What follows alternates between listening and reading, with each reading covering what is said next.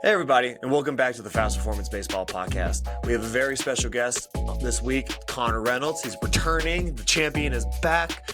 We're so happy to have him on to pick his brain on what he's learned while he's been up at Driveline in Seattle. You know, new ways new processes, new development strategies, new evaluation strategies, new ways of programming, guys. I think you guys are getting a whole lot out of this. I know I did. I learned a lot from this whole episode. Knowing what's going on up at Driveline right now, what they're working on, how they go about their programming, how they go about the actual training up at that prestigious facility. I know you guys will enjoy this. Happy to have Conner back. Let's go talk to him.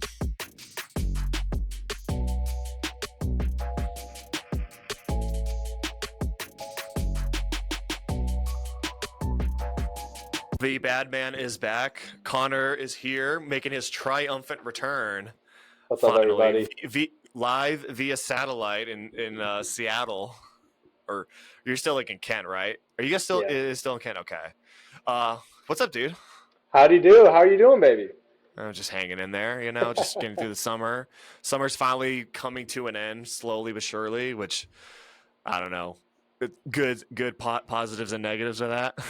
Yeah, I think it's a back and forth. The time of development is slowly starting to kind of come to an end, but that's the exciting part because now we're about to head into fall, which I mean, all like college guys can show out everything that they've been able to gain. High school guys can go show out in like showcases and fall ball and stuff like that, and so it's right around that time. Perfect. Right. Okay, so now we are. How many months are we in? We're 6 months into the Driveline experience. 3, dog. Started end of April. That's right. Yeah, so we're like only halfway there. I totally lost track of time. It felt like you've been gone for fucking ever. Dude, it feels like it. It feels like it. It is something crazy. To like the amount of exposure I feel like I've gotten recently, and just like being able to work with guys. You're low key turning into a star up there all of a sudden. Dude, it's so cool. It's so cool. Like biggest thing, like I would say, that's like helped out with that is just like saying hi to people. Like literally, I just walk around the facility, just like talking to people, just like hey, like learning who they are, about them, and stuff like that. And it's made it to where I guess people enjoy hearing my voice. I know. Now you got to put in the good word for everybody up there that wants to come on this show. You got to get we got to get Stokey. I really want to get, you and I've talked about before, we got to get Devin on the show. We got to get we can make that easy. I know. I really want, I mean, it would be like weird. I'm like, Devin, you met me when we were in Nashville for like 10 minutes. So cool thing is when I first came in, I like walked up to him. I was just like, hey, like, I doubt you remember. And he's like, Conner, like we met in Nashville. I was like, oh, fuck yeah. Yeah, we did. That's cool. Like, he's an awesome dude, man. Is he like just like a savant, just like remembers every face he's met? Dude, he's a stud. He's a stud. He pretty much does it all. He's a stud. Fuck yeah. All right, so to the meat and potatoes of why I invited you back on for your triumphant return is, the environment's so different from the Driveline model to what we got going on here. So what are the things you've learned that maybe you had not thought about, or is it there more these guys just have way better tech than we do? I mean, anything specific you've learned that like is going to like alter the way you think about the hitting side? Yeah. The big thing that I've found is majorly just like not to panic as much. Like you're never as good as you think you are, and you're never as bad as you think you are. The really cool thing that the atmosphere that they have up here at Driveline is like we've had dudes come in that are like going into their freshman year of high school that are competing in the same group with dudes that were like, Pac-12 player, like first team, Pac-12 guys. Right. And it's like one of those things where it's for me, one of those where I was always like, oh, we have to separate them. We have to put them in the same this or that. And the nice part about out here is guys hit in groups 6 days a week. You're going to hit for an hour every single day at minimal. The amount of guys that will have like one bad day or like maybe it's one really good day. And that's what they hang their hat on. Like if it was a bad day for them, they're the worst ball player in the world. They suck. Their parents don't even like them anymore, kind of thing. And then you have some guys that will come in, they'll have like a great day, and you'll see their chest like they're barely able to walk through a doorway because there's just so. And the next day, flip, Right. flip that. Like I had one guy that I'm working with, he UCLA guy, okay? Hmm. Friday or Monday, yeah, he comes up to me. He's like, "Yo, he's only been here for like 2 weeks." And he's like, "Best day I've ever had here. Like, I'm crushing." Dude has just struggled the last 3 days, and Yeah. it's like it's one of those where like we've talked about it all the time. Like the progression of skill is not a linear line. Like it is up, down, a little up and down, and the amount of guys that will just hang their hat on the peak or the low, the valley, it's one of those I've been able to see is just like that is not who you are as a hitter. Right. Like it's going to take a lot more. You're not as good as you think you are. You're not as bad as you think you are. You're somewhere in between. Right. Somewhere in between. Yeah. So, is there like anything you've learned more? I think it's maybe more from the biomechanics side because you have now access to this biomechanics lab that, oh, I could tell you got. So, what are, you're seeing, what are the bigger separators? Because now you're working with a little bit more, I think the level of, like you and I've talked about before, is the level of give a shitness is a little bit more Yeah. intense, and there's a little more like actual buy-in to what's going on up there. Is there any big separators you're seeing between, like what happens in the biomechanics lab, right? Between, because you can be one thing where guys can be good, but their level of give a shitness is not where it needs to be, so it like it skews their results, right? Right. So Biggest thing. you seeing, yeah, you seeing anything different in there? Yeah, and the part that is a struggle is like not different, and that's like one of the things that has been like the biggest, just like I don't know, like not a pat on my back, not it's not like what we've been doing is Right. not far off whatsoever. Like the biggest thing that I've noticed with this is we're able to get a little bit more buy-in from athletes because we're able to provide like no question information and compare it to the MLB All Stars, right? And Right. like the fastest guys that have bat speed. We have when we're going through and we're doing our motion capture graphs. We have where the fastest bat speed guys that have come into the facility, we have like their region. So like for their rear leg ground force plate information. This is where all of the guys are for these different things, and then we're able to compare them to that athlete. So that way, it was a big reason why we use so much tech over at Fast. We Mhm. don't want to be objective. We want to be very like, hey, this is reality. This is where you're You at. mean, wait, we want to be objective, we don't want to be subjective? Because you Yes, said we don't want to be objective. I'm like, I think we want to be objective. yes, correct. That. I was like, So am I? we want to be able to be specific. We want to be able to like, hey, this isn't me saying you're not good. This is just overall what the data is saying, right? And Right. so we're able because of what we call the launch pad, the biomech area.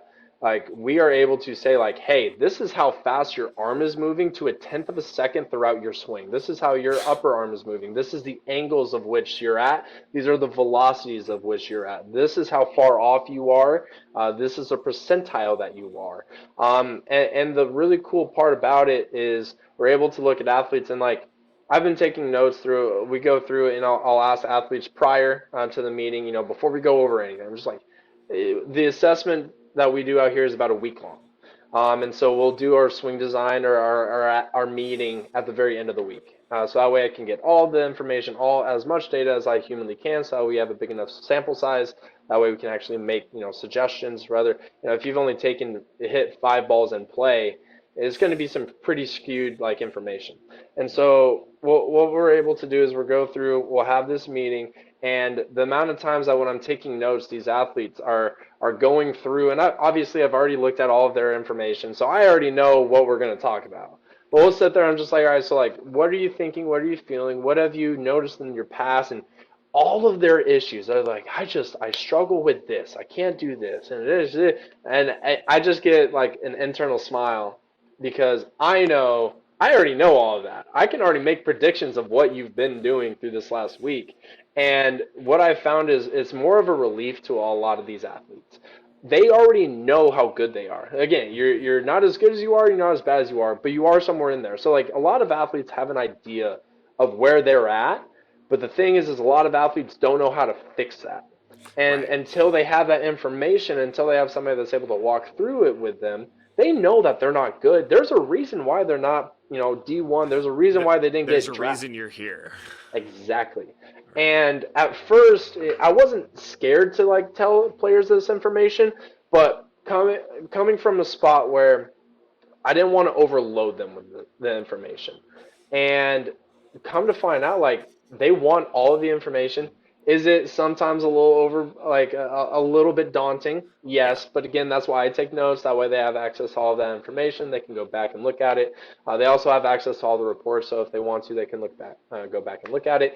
But it's almost a sigh of relief when they're like, that's why I can't pull the ball in the air. That's why I can't get to the low and inside pitch. It's like, yeah, and they're like, oh, so what are we gonna do about it? And it's like, boom, here's a whole thing, and they're almost like more excited than anything else because it's like I get to work on the things I've been struggling the most, Right. and that for the athlete, I think, is that relief of like there's an answer. Hmm. Now, that answer may not be what gets me to where I want to go. That answer is for this current issue or this current question. There might be more that come out from it, but I would say that's been the biggest thing is just being able to look at that information and look at their angles of which every single human body part is moving, but I can also look at the velocities of which they're moving and at what sequences in the swing phases. And then we can like truly understand like what is causing issues, where they're at in space, and make adjustments from there. Are you learning anything different in through this experience that challenges maybe something you previously thought? The way in which I communicate with athletes. Okay. So the one thing that I've noticed about Driveline, and it's not a knock on Fast, it's not a knock on any place This is a knock anywhere, on you. This is a knock on you. it is the educated athlete. The athlete that is here at Driveline is probably the most educated athlete, as long as they've been here for a couple weeks, that I've ever come in contact with. And it's something to where you're able to be a lot more direct and a lot more like rather than trying to like this is what I want them to do, but let me go this route to get us there. I don't want to overcomplicate it. Here it's pretty much like, hey, Just do here it. it is. You know what I mean? And Right. they have the ability because of how the different systems of which you brought up. We do a lot of groups, so it's like four guys in an hour, and it's just a constant rotation. Where at Fast it was a little bit different. We're doing like two guys per hour, different things like that. So it's a lot more pace. It's a lot more kind of getting through guys, high volume, high rep kind of stuff in the time that they're there. Now, we don't really go over, I think guys will get about 40 to 50 pitches off of our eye pitch, and they'll probably get about 20 to 35 off of our mini hacks with spin balls. Okay. And so, I mean, they're staying under 100 swings, but everything is extremely high intent. And Right. we also pair up everything with their lifting. So, on their high lifting days, that's when they're doing bat speed. And then the day after their lifts or their high bat speed days, that's when we'll work on like what we call a bat to ball day. So that way they're not looking to try and overload the body all the time. So that part of just the educated athlete being able to just tell them right away has been a little bit different. They're also not as much into feels here, so not as much like internal thought, a lot of external goals. And it's Okay. something that we've been doing, and it's not foreign to us, but it is something where it's like for me as the instructor when I was doing hitting stuff over at Fast prior to coming out here, it was very much like let's talk about what are you feeling, what is a cue for you, this or that to think of internal stuff. Whereas here it's pretty much hey, I want you to hit this to left field, and I want you to figure out how to manipulate to get to that point. If you don't get to that point here in the next couple of swings, let's adjust and go through there. So it's a lot more higher educated athletes. I would also say, like on general, older athletes. Right. Pretty much everyone that comes in, if they're not college, they're like junior, senior in high school, or a pro guy that I've been able to work with. And so the educated athlete to where I can be a lot more direct with information is a lot different. And then how they make it to where the athletes are educated is there's an entire onboarding process that they have to go through in their day one stuff. So that way, like we don't get beyond this point until you are good at this point. Like if Right. you can't get to this point, there's no reason to go beyond. So Right. that's been a little bit different, and it's been an interesting kind of adjustment that I've ended up needing to make out here. Right. What are like what's the for guys who have not been to Driveline, and I'm not one of them, but I know enough of the guys that are out there, having met some and had some small conversations. For guys who don't know, what is, like you just mentioned, the onboarding process? What does the onboarding process entail Yeah. that you're that So you're that you're that you're able to delve? That's not too much of a company secret. hey, and that's been one of the other things too that I've been obviously as someone that is I'm trying to be as active on social media as I humanly can. I was very nervous about that when I first got here. Like I was terrified. Like don't want to hand out secrets. Right. And pretty much I've been told like 99.9% of everything that we do, like It's pretty common knowledge at this get point. it out there. And if it's not common knowledge, it's in a blog from 6 months ago to 4 years ago, 5 years ago. Like maybe people don't know about it, but it's out there. Yeah. And so that was kind of one of the things where I was like pretty gun shy, hesitant on a lot of stuff. And then by the time I asked like Tanner or Ite, like the sixth or seventh time, they were like, dude, just we will message you if you're not allowed to do it. Have I Right. gotten a few messages? Yeah. Have we taken those down? Yeah. But we've been kind of like trying to let it fly. Um, Original question, I apologize. What was it? What's the onboarding process look like? That's right. So onboarding process. So just like what we do over at Fast, Like before we you, use it's like Track. before you can go do the fun stuff, you got to go, because I've always known about the onboarding process, but for guys who don't know, it's like this is what you have to do before you get to go do the fun stuff. Yeah, so all of our athletes use track just like what we do at Fast. Yep. And on their track, they will go through, we use Slack. It's an app for Yeah. communication. That's how we go for trainers to athletes. Oh, And then it's a also, it's a favorite of all businesses everywhere. and I'll be honest, I was really scared of it. It is a little daunting, Yeah. especially like if you're with a company that's like on the ground floor, like kind of like just rocking out Slack, really pretty simple, pretty easy. Yeah. Driveline likes to use a lot of AI bots and Yeah. has about 1,000 different channels for about 1,000 different things. That took a little bit to kind of get used to, but onboarding day one, athletes need to have a HitTrax account. They need to have a Blast Motion account. They get a Blast Motion as long as they're what we call an advanced plan. So that means they're on board for the whole year. You get your own Blast when you come in and do that. You also need to make sure that you have a Driveline, just like scheduling account and everything like that.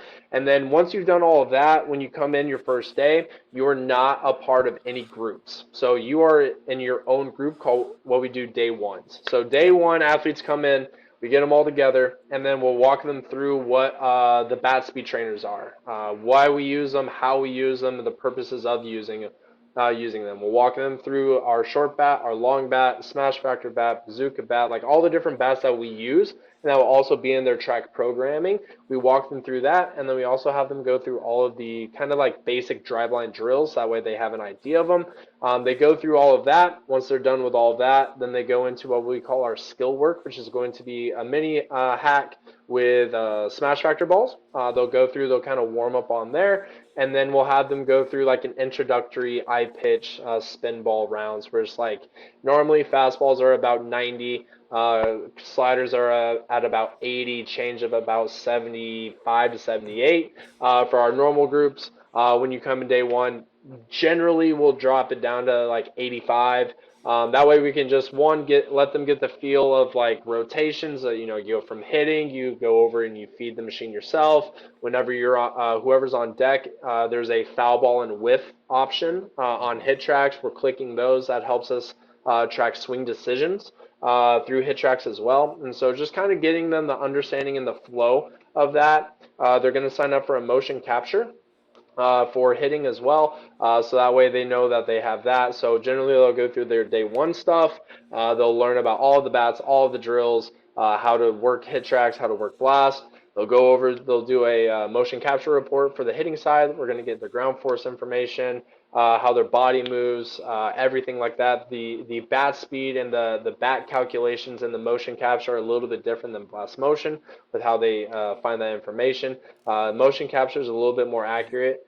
And so that way we're able to kind of get a true understanding of where they're at. Then they're also going to do a strength test and then a PT test. So strength test, they'll go through a bunch of different movements and weights and different stuff like that to get an understanding of where their strength is at. And then they'll also go over to the PT side and kind of disclose like any past injuries. They'll go through and kind of make sure that the body's right. And so they're kind of being hit on all different aspects of it, the hitting side, the PT side, make sure the body's right, and then the strength side. We also have a player throwing programs as well, and so there's a day one of that as well. So the first day, you're not going through regular groups, but you're pretty busy all throughout the day. And then the assessment is about a week long. Just we try and get about 200 batted balls on hit tracks, 200 swings on blast motion. Once we do that, then we'll run the reports. We'll kind of get an idea of where they're at on blast motion, where they're at with hit tracks. Blast motion can be called pre-contact data. Hit tracks can be called post-contact data. And then we also then have the motion capture. At the end of that week, once they've gone through all of that, then we'll do a meeting and a swing design. Swing design is essentially like a one-on-one lesson for about an hour. And that's kind of like the onboarding of week one for a hitter. So now when they move on from the onboarding phase, like, and what is the swing? What was that last thing? It was the swing design. So swing think design. of it as like a one-on-one. So they'll do day one groups essentially on Monday, and then Tuesday through Saturday they'll hit in just like regular groups. They'll schedule it, and then pretty much like Thursday, Friday, or Saturday, whenever we're able to get the report back in.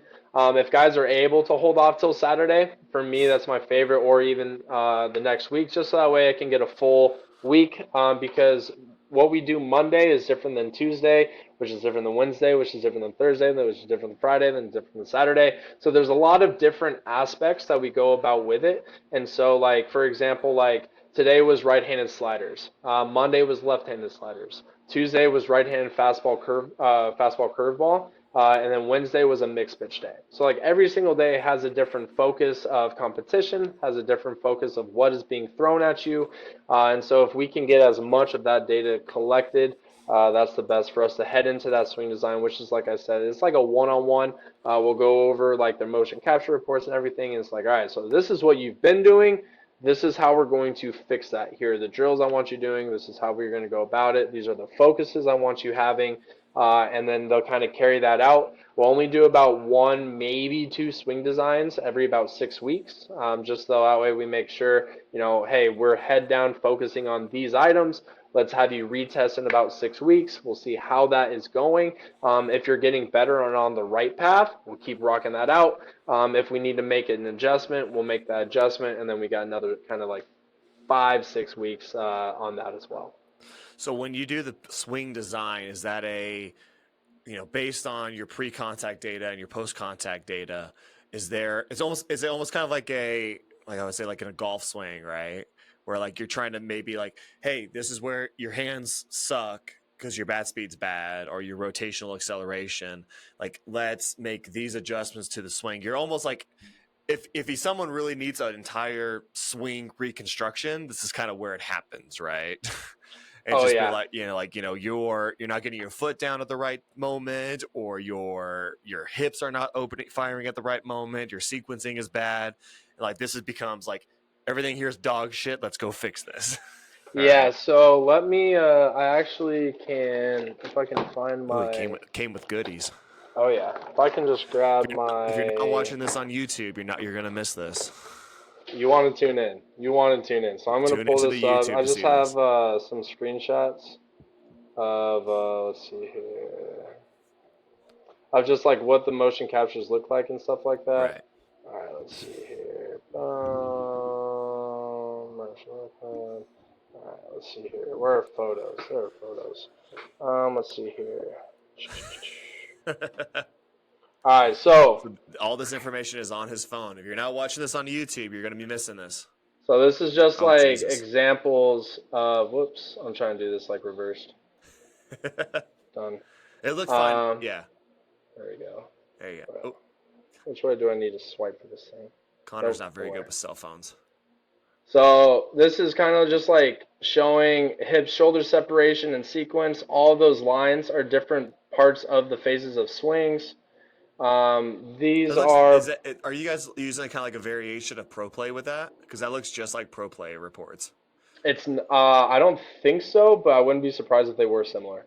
Yeah. Okay. So like it's just a bunch of Yeah. graphs, data. Those shaded regions are where the The fastest bat averages. speed guys are at, stuff like that. And then this is like the hit tracks report. So that way we can compare from affiliate, MLB, affiliate, college, independent guys, like everybody. And it's a giant, massive report to where probably only 20% of like each player, like generally swings aren't that bad. Right. A lot of the time it's like when I'm going through and like it'll be like in an order. We'll start at the top and it's like, all right, like I want you to notice how this line is off. We'll scroll down a few pages, like that line is off because of this right here, and then it'll go like a more in depth. And so it's Right. like 80% of your swing, dude, it's really good. It's just this 20% is ruining and like causing us to be out of sequence, or it's causing us to jump up out of the ground, so now we're losing ground force, or now we're standing up so we're losing space, now we can't accelerate. And like a lot of the time it's just that. And we'll go through and like again, that's why we're having the conversation with the guys, and it's like, dude, I'm the worst player of all time. It's like, well, it's actually just because of this one little thing. You fix Right. that one little thing and all of a sudden this person's a completely different hitter. And so it's been really cool being able to kind of go through and look at all that information. Is literally to the tenth of a second Yeah. throughout the swing. And it's insane. Right.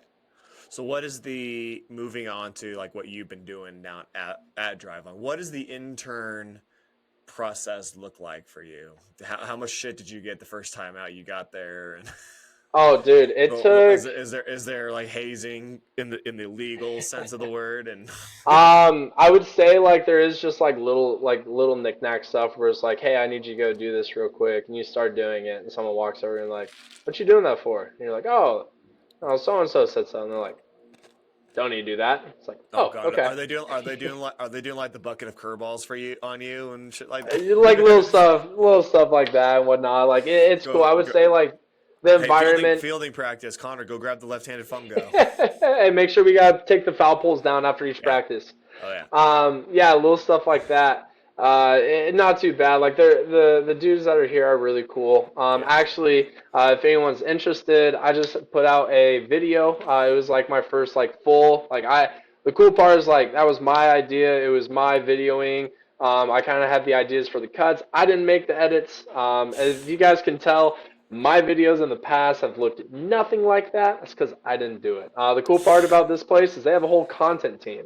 So I was able to go to them, just be like, hey, like I'm really interested. I want to do the day in the life of a hitting intern. We always talk about how important it is, or like how cool it is to be an intern, but we don't show like why that is. And so I went to them. I was just like, hey, like, can I video this? And would you guys be willing to, edit some stuff up? They said yes. And so that actually just got posted yesterday. And right now, through a 24-hour period, it has almost 80,000 views across platforms.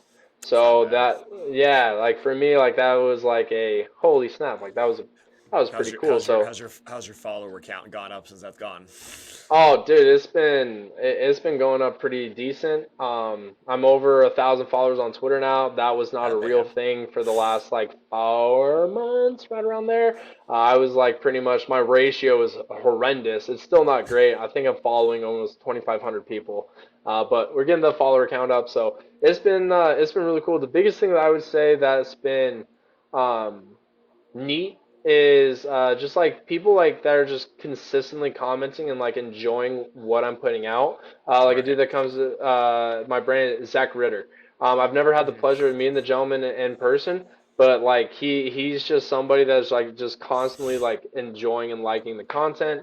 And so for me, that's been really cool. One of the dudes I met at the facility. I didn't know who he was, but we were going through, and I was just again just talking to people, introducing myself, and I was like, hey, like, by the way, my name's Connor. And he's like, wait, what's your last name? I go, Reynolds. And he's like, dude, I follow you on Twitter. Like, I like a lot of your stuff, blah, blah. And it was just like, oh, snap. Like, it's weird. It's cool. Like I enjoy it. it's like when we were like when we were back at ABCA, just like you just meet these people you know online.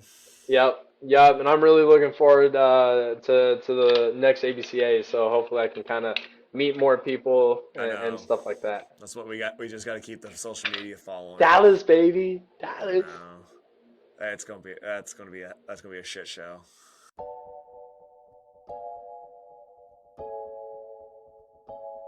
Hey guys, just a quick programming note here.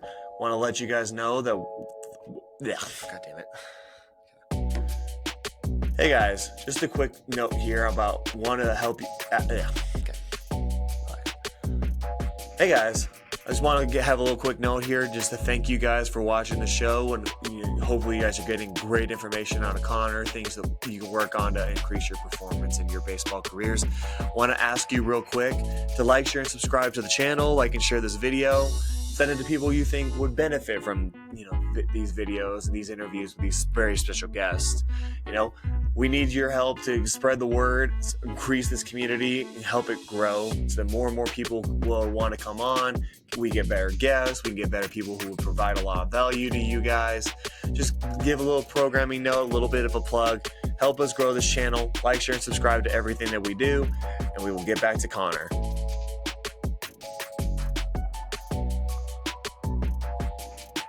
So now we're moving into, so you've kind of ingratiated yourself into the Driveline culture.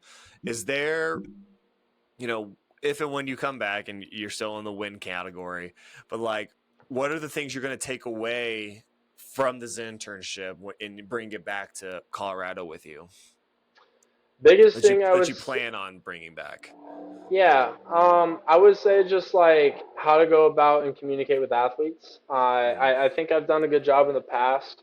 Um, the one of the things that with the older athletes, like again, we're working with like a lot of college guys and some pro guys. Like I'm the same age or like relatively close enough to the same age with a lot of these guys. Yeah. And the relationships that I feel like are the strongest ones right now are the ones where I can have a conversation with a dude, go back and forth with him, and just be like, oh, like boom, boom, boom, we're chopping it up, just like you know, like teammates almost. Right. And then they hop in the cage and it's like they take a swing or whatever, and I'm like, hey, like ba ba ba, like what are you feeling? What are you thinking? Different things like that, and we're able to then also have like that conversation as well. It's not just a athlete trainer relationship that has to be separate. There's a good amount of like overlapping with that. Now, obviously, you can't just only be friends with them and everything like that. You Right. have to then be able to feel comfortable enough to, bring up suggestions. There's been a few players we've had to have some like, some conversations with about like, hey, your shit doesn't sync that great. You're not as good as you think you are. And then other at times you have to have conversations with athletes where it's like, they're down on themselves and it's like, hey, like you're better than you think you are. And a lot of the time it's just having that relationship with them, because if you don't have that relationship with them, at least at like a base level, they're not as interested, I guess, in listening to what you have to say if they're struggling. Like everyone Right. always is willing to like listen to stuff when they're like doing well. It's when you're struggling, if you don't have that like connection with that person, it's not as easy to just trust, believe, and I guess like not hope, but like go into that adjustment with faith. Right. And so like being able to, I guess, more so like a different relationship and the level of which like it's not like 80% trainer 20% buddy. It's more like 60-40, I would say. Right. But you have to make sure that that 60% doesn't get outweighed by the 40% if things aren't going great. Right. And then when you're communicating with the athlete, what's that communication process looking like? It's how technical is it versus how, like, hey, if you just make this one quick adjustment, you'll just feel better, and then later on I'll show you what the blast motion says or the hit track said. Like all of a sudden, oh, you made this one slight adjustment, not really even thinking about it. It was just more just like a feel cue. Is it a feel cue or is it a hey, swing harder because that's what's going to help the mocap, or that's what's going to help the blast motion data and everything like that? Is cueing different? Yeah, so I would say yes and no. Initially, yes. Because initially a lot of the big things that I've been doing, especially with like newer athletes or not, I just ask why. Mm-hmm. I do that all the Like time. I mean, you've seen I'll me. I do that all the time with guys. I'll ask why like 5 times in a row and not say anything else. And they're just I'm like, all right, so like, what are you feeling right here? What are you trying to do? Oh, I'm trying to do this. Okay, why? Well, because of this. Okay, well, why is that? And then that's pretty much I get to about two whys before they just realize I have I don't know no what the fuck I'm idea. talking. I have no idea what I'm talking about. And so I'll kind of like lead off with that. I'll build that relationship with that athlete because, like, how many coaches have these kids had? Hundreds, right? And how many times have they had a coach that's never seen them or maybe seen them a couple of times, walks by and wants to give them like life advice? And it's like, you don't know what they're trying to do. You don't know why they're trying to do it. You don't know how they're trying to do it. Right. And being able to ask a kid, and generally, if I can't get past two, like if we only stop at the two whys, and then we'll hit the I don't know. It's like, all right, like let me throw out like this external goal. Let me throw out this external thing. And then if they're not able to get to it, it's like, okay, why do you think you're not able to get to it?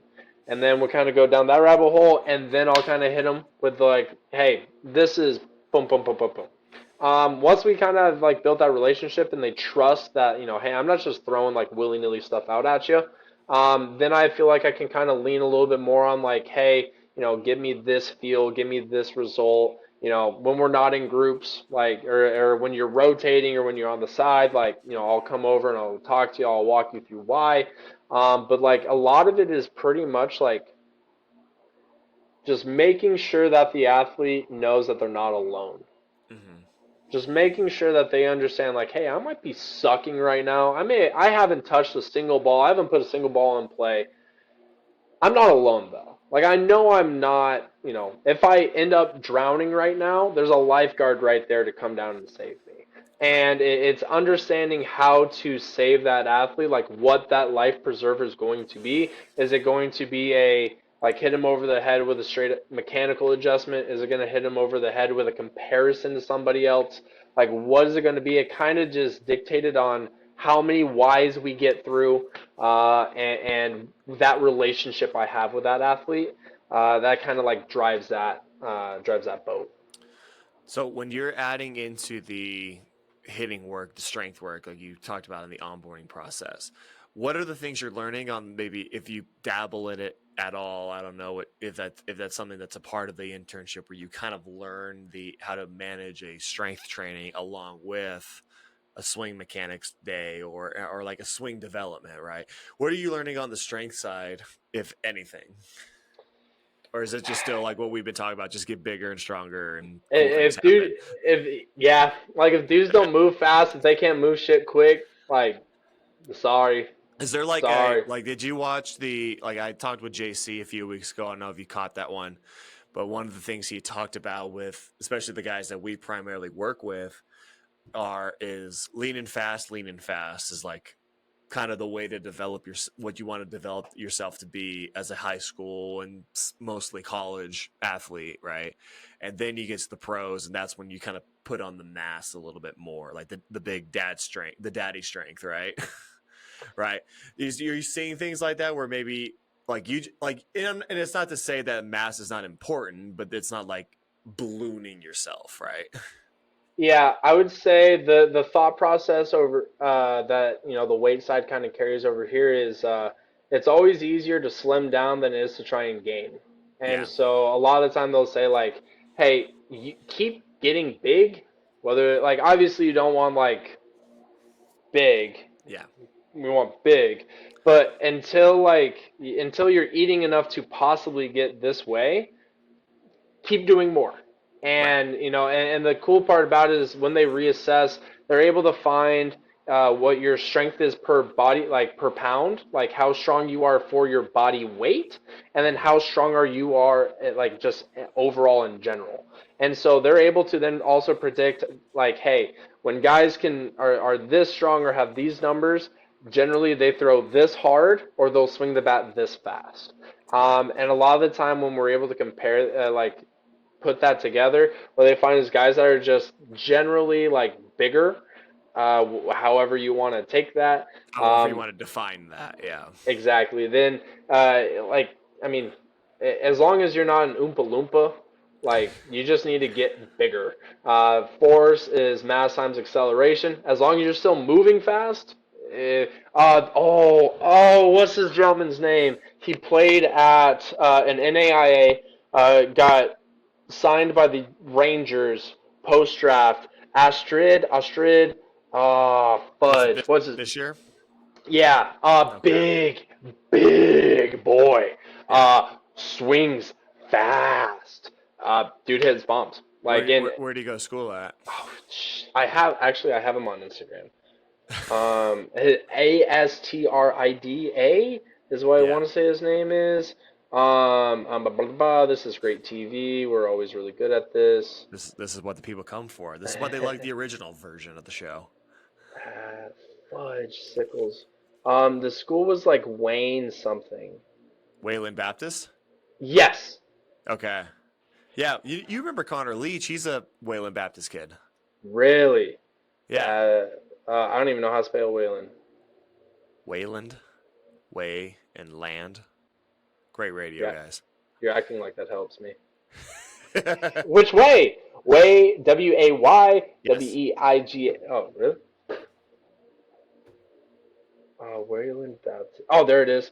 Oh, where is he? Where is he? Where is he? Where is he? Where is he? Where is he?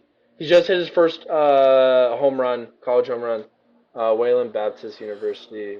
Oh, I think I've seen Wayland. video. He was like the one he went big on, like some of those NAIA profiles where he just hits nukes, right? Yes. And the Yeah, dude is very large and he swings the bat very fast. yeah. Like Is he up there right now, or he he's was just not. No, I just from like he's just going the through kid we like an thought? example of like Yeah, if you were a strength guy and you just like looked at him, you're like, you need to lose about 30 pounds. Could he? Probably.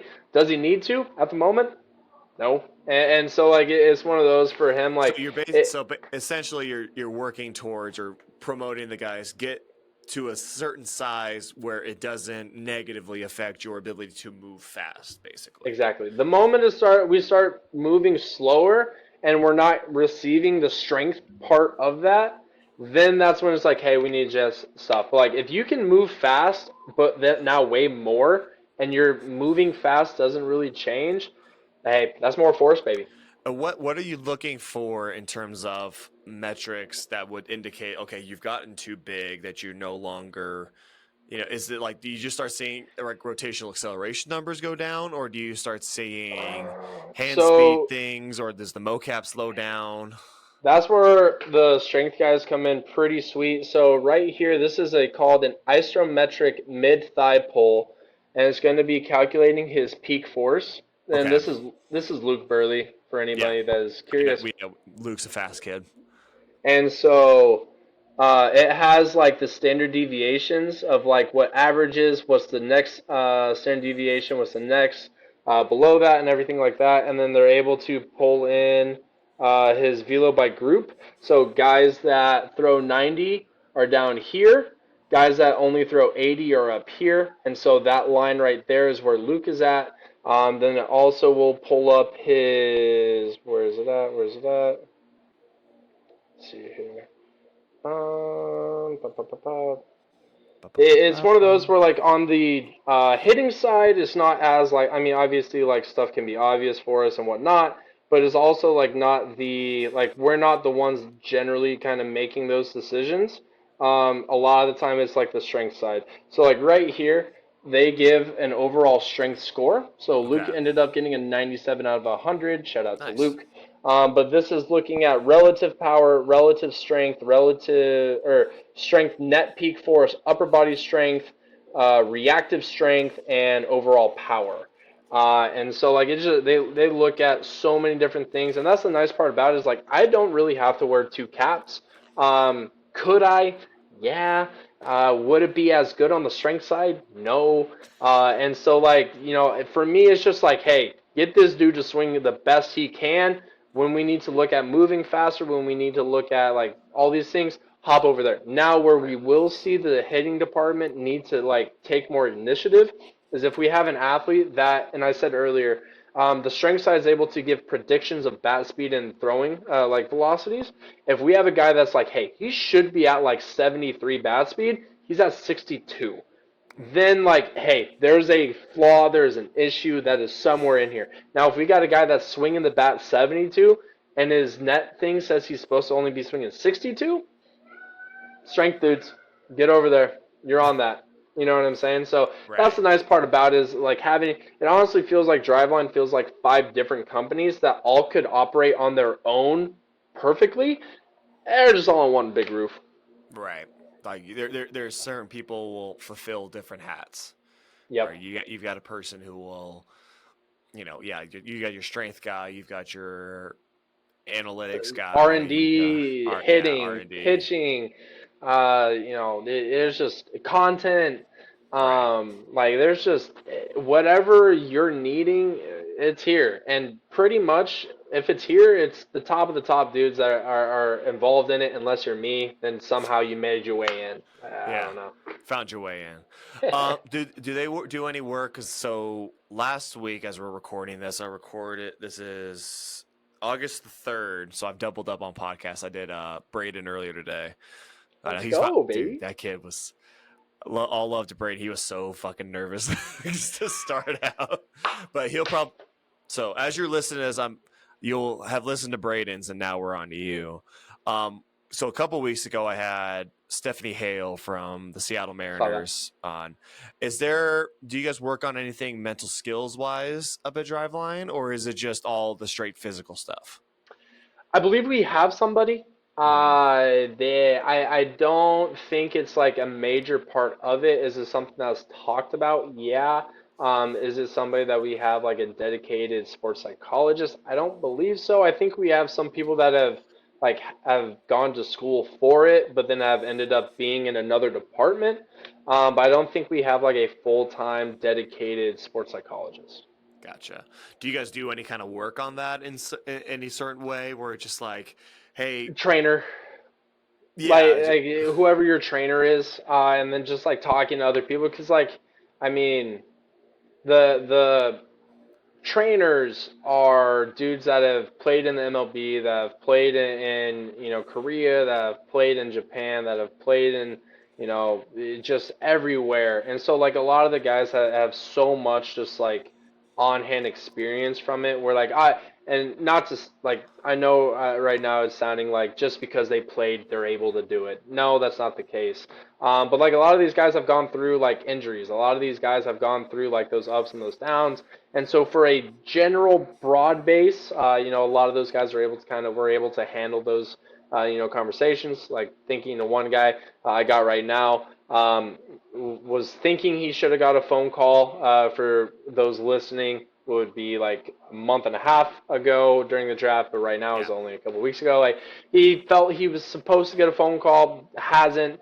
Right now is going through some stuff mentally on that, and so like we're doing what we can through past experiences, having them talk to other guys. But then also if it gets to a point, it's one of those where it's like, hey, I know a guy.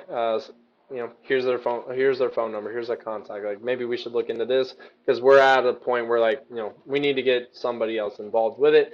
That's really the only guy I've had to kind of do that with. yeah. I've worked with. I think we're at I've got 35 athletes under my belt that are like my athletes, and then I think there's probably been like another 5 or 10 that have come in for just assessments and stuff like that. And so far, So only it's a one little out bit. of It's a those. little bit more like you get trained on that through having talked to other people from similar circumstance, more than Exactly. actually like this is a dedicated professional who will teach you some strategies to how to deal with all the things you might go with. It's just like you're gonna meet a guy like, yeah, I had the exact same experience.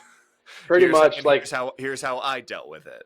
I mean, thinking of it right now, like we have two guys that are in the R&D or sports science department. That one dude is like on, I think he was with the Mets last year in the minors. Like we just like literally everybody is like former professional, current professional, trying to get back into it, like stuff like that. It's crazy. So nice. So I don't know, kind of then I was maybe more or less going to like fly by the seat of our pants on this one. So we'll leave you. We got a couple more. I got a couple more things for you. Hit it, baby. One is, and this is goes to Jason and Brooke. This is from courtesy of Jason and Brooks. Yeah. Is did you actually sell that hit tracks? Because whoever you sold it to has not come to pick it up. So either that guy's not coming to get it, or you fucking lied to us, and it's been sitting there in your office for 3 months now and not being able to be used. Hey, Or right here, right now, at my man John Lamprose, dude, you got to get the building up. You got to get the building up, my guy. Yeah, so I did sell it. did you sell it to B- John?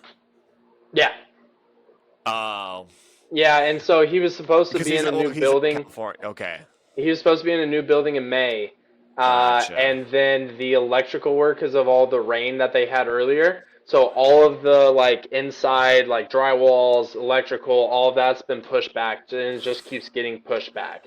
And Gotcha. so once he gets that, then he can move because right now the spot he's at, he doesn't have enough space for 2 hit tracks. So once he gets leaves that space, then he's in a bigger space to where then he needs the other hit track. So yes, yes, it has been sold. I'm sorry, Fuck. guys. So, all right, and then the last thing is what I've been doing. I mean, you've been seeing the shows anyway, so Yep. you kind of know what's coming. Is the what are you learning from athletes at Driveline, and what are like those pieces of advice or people you've like? What's that big piece of advice for our high school guys who might be listening to this, the college guys who might be listening to this? Like, what's that big piece of advice you've through these last 3 months? You're just like, hey, if you took this seriously, cool things will happen. You know what I mean? Own your shit, man. Like, own your shit. Like, I know we've talked about it. The amount of times we've said it's your Oh, I know. career. Like, own it. Like, we've been beating that drum for a while. And those who have been before us have been beating that drum. But, like, being here, like, we've had probably a solid, like, 200 hitters come through. Like, we'll have about 70 guys in house at a time. And it's just like a constant rotation. There's so many people that are taking the time, taking the energy, taking the effort, putting the money. Like we have dudes that have literally like have been willing to live in their cars to be out here. Right. The amount of people that have come out here and have just gotten like jobs at Qdoba, Taco Bell, like store just to be able to eat ramen and train. Like there are dudes that want it more than you. There are dudes that like you can't have your mom and your dad that are wanting it for you. Now, are there going to be times where you don't want to? Yes. Are there guys that come into the gym that are like not wanting to be there, but they're there? Yeah. They're there though. Like they're there. You're not. And that's been the biggest like, oh, like we'll have a guy come in that's, he's training here for 3 weeks and we have a guy come in that is only going to be here for a week. And the guy that's here for 3 weeks is taking a vacation and the guy that's here for a week is grinding it out. And the guy that's here for a week gets more out of being here than he does for the 3 weeks. The Right. guy that's only here for 3 weeks, he's not putting it in. So just because you're there, that's only the first step. You have to like want to be there. Even if you're not doing well, you have to want to be there and do it. Just gotta do it. Just gotta go. Yeah. Do it with high intent and high focus. Yeah. And just the biggest thing is just keep going. Like Right. when you stop going, that's when you are like essentially turning your back on yourself. Like Right. just keep going, just keep pushing. It's always the darkest before it's light. Darkest Knight, Batman, love it. Of course, the Dark Knight had to be fit in there somewhere. Had to, So, had to. so for guys, where can they find you if they're brand new to the show and they need to go back and find our old episodes before Conner left for Driveline to learn where he is. But where can people go find you? You got anything to plug? The good, the bad, and everybody in between. You can always find me at fast_RBI, Instagram, TikTok, Twitter, all of it fast. On Twitch, on YouTube, fast_RBI. Check it out. Biggest thing I would have to plug is if you guys be willing, just give a follow or at least interact a little bit. Go check out my day in the life of a hitting intern. Again, that was something that I was really excited about putting out. And I've been literally you can ask Luke when it went out at 5:05 our time. For a solid 3.5 hours, I just sat on my phone, just scrolling, refreshing, just watching the numbers. You were about half the views on that video for the first 3 hours. Oh yeah, oh yeah. But yeah, that's about it. One last thing, can we get a view of Strider? Is Strider anywhere there? The people have been missing Strider. Oh, there he is. There's the big boy. Hey, come here. Hey, here. There's the fella. Yeah. Can you? Big stretches. Oh yeah. Big stretches. Can you sit? Please. Thank you. Hey. Strider is back in house. He's curious. There he is. What up, Strider? He's back. Oh yeah. He's like, dude, I can't hear shit. Big ears, can't hear anything. There you go. So, yep, there's the Strider update. He is alive and well. Oh yeah. Homie's thriving, bro. The amount of ducks and gooses that are out here that he gets to try and chase every single day, it's insane. So awesome. It's good to see Strider. It's good to see you. Happy that you're doing well out there. Thank you so much for taking this hour to get to where you can kind of just a quick reconnect, just a quick update and see what you're doing. See what's going on. All right. Thank you for tuning in. Thank you everybody for watching. Please go back, listen to any of the past ones where we were able to be in-house. Planning was a little bit better, execution possibly similar, but we did used to play really fun games. Do you want to do a baseball reference? Dude, have you been doing the grid and the? I haven't. I know. Dude, Jason, I know. Every morning we go hard on it. You start. Do you post your scores? No, I don't post the scores, but post them, dog. I know. Get a little comp in there. All right. Do you want to do? We'll make a little quick cut, and then we'll go into our. Yeah. Okay. All right. We are back with our little baseball reference game. So Conner will be the first to guess. All right. What do you got? I'm the first to guess.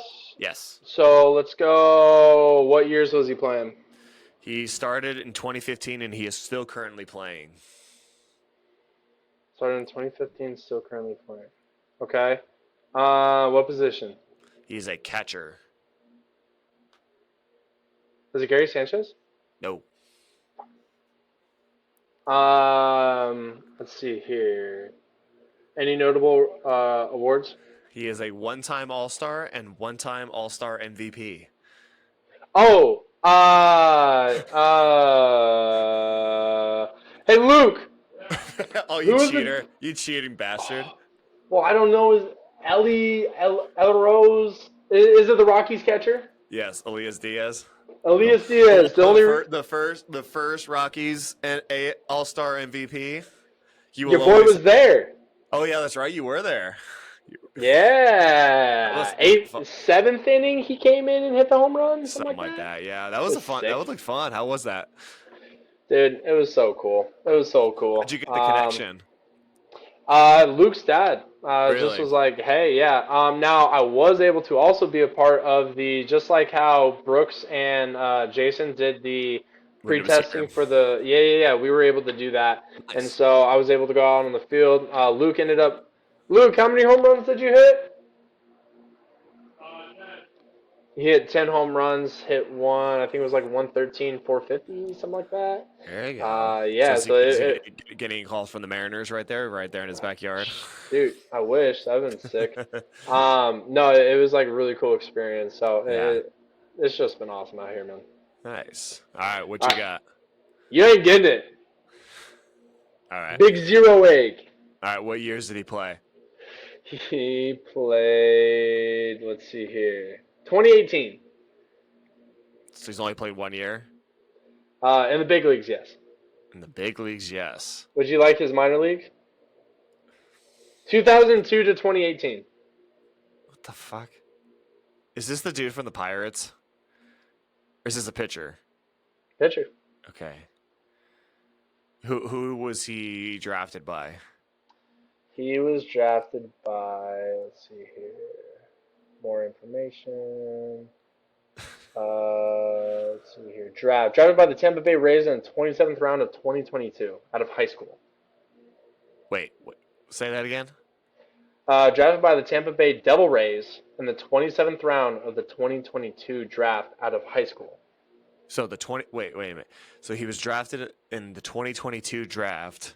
2002, my bad. 2002, my bad. I was like, how do he went That back was it was in too time? long ago. Yeah, I 2000, was like, 2002. what the fuck? 27th round out of high school. My bad. Am I gonna know this person, or is this like some scrub who played? Oh no. You won't get it though. Well, obviously, it's. Did he do anything cool in the minor leagues? Let's see here. I mean, in my opinion, a cool thing that he did was be in the minor leagues for 16 years. And he was a pitcher. Yeah. How many innings in that 1 year did he do? He had 7 games, 8 innings. What the fuck is this?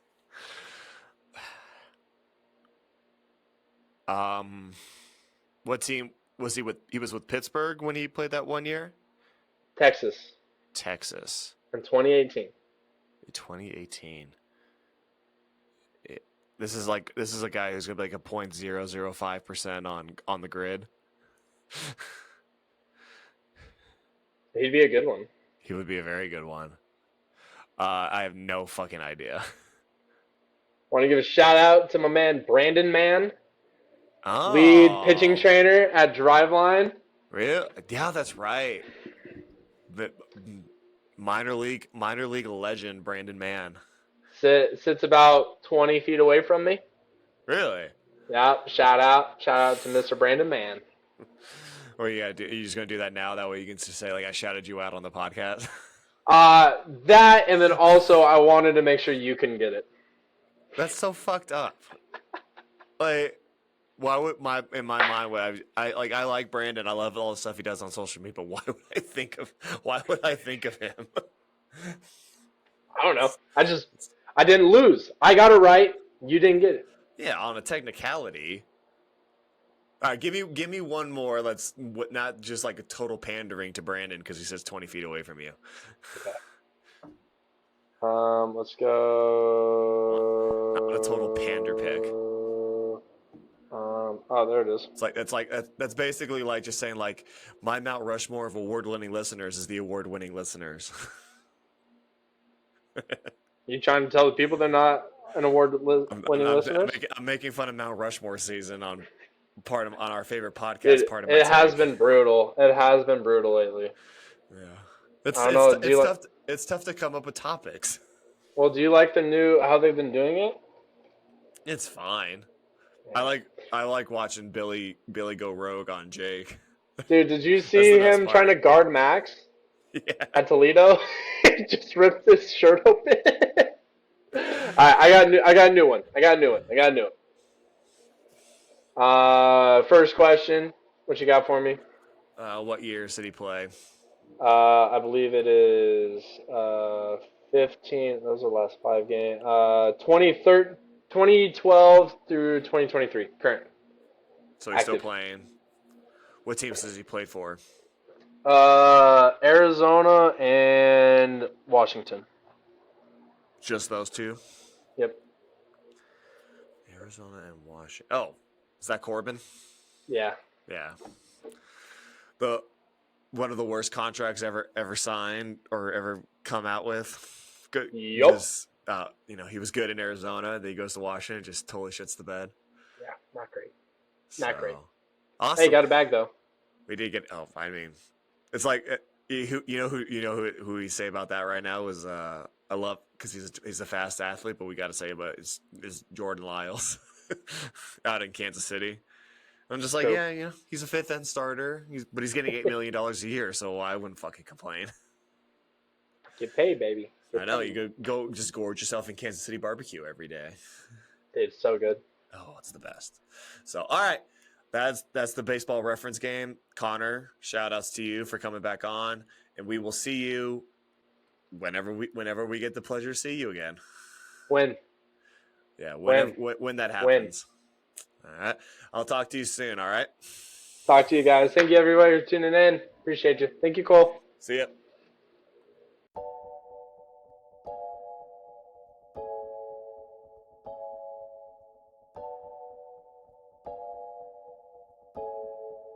Thank you so much to Connor for coming on the show. It was really good to see him and have him back on the show he helped create. Want to thank you guys for tuning in and listening to everything that happened in the show. Once again, want to make sure we ask you guys to like, share, and subscribe to the videos and to the channel. It'll help us grow this community, help us get more people that would value this knowledge that's being brought out on each and every episode. Write down in the comments who you would love to have on next week or in the next few weeks. Always listen to you guys. Always appreciate your feedback. Please let us know what you guys are looking for, what topics you want to be covered on. Anything that we can do to help you guys enhance your careers and better your performance. We are down to help you. We are down to get more people that would provide some insights that you might find valuable. Until next week, I'll see y'all later.